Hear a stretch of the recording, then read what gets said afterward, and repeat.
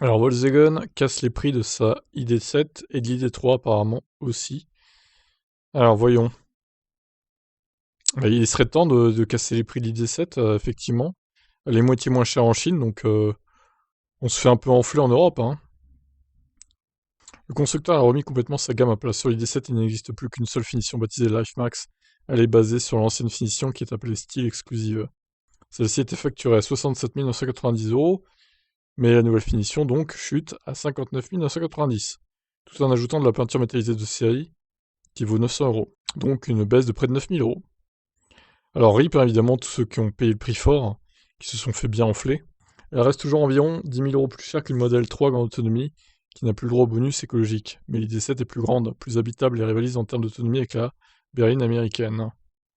Bon, vous avez toutes les finitions, ok, les équipements en série, etc.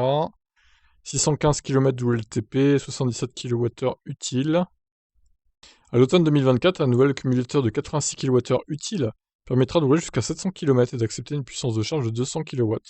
Waouh, c'est impressionnant. Mais elle coûtera combien celle-là? Alors, il parle pas de l'ID7 dans cet article, bah écoutez, on va en trouver un autre sur l'ID3. Donc l'ID3, ça baisse aussi, du coup. Alors, autonomie 467 km de LTP, c'est la version 58 kWh. Celle-ci s'affiche désormais à partir de 39 990 € contre 42 990 précédemment. Attention toutefois, le ticket d'entrée correspond à une nouvelle finition de base, simplement nommée ID.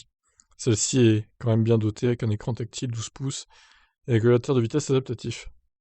Pour 1000 € de plus, on a la version LifeMax à surcoût qui vaut le coup, car on gagne la caméra de recul, l'aide au créneau, etc., etc.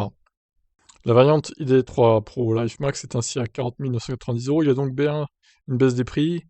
L'ancien modèle coûtait 42 990 € en 2023. Bon, c'est 2000 € de moins, quoi, grosso modo. Selon Volkswagen, entre la baisse des prix et les équipements en plus, l'avantage est de 6 470 €. Autre bon point, la version à grosse batterie est aussi plus abordable. Elle existe désormais avec la finition de base à partir de 44 310 €. Ah là, c'est intéressant. Contre 49 990 €. Ici aussi, il faut ajouter 1000 € pour avoir la dotation complète LifeMax. Ah bah, éligible au bonus celle-là du coup. La version long range, ça c'est bien. Ok. Bon bah là, il se replace un peu avec des tarifs meilleurs, hein, chez Volkswagen. Il était temps, j'ai envie de dire.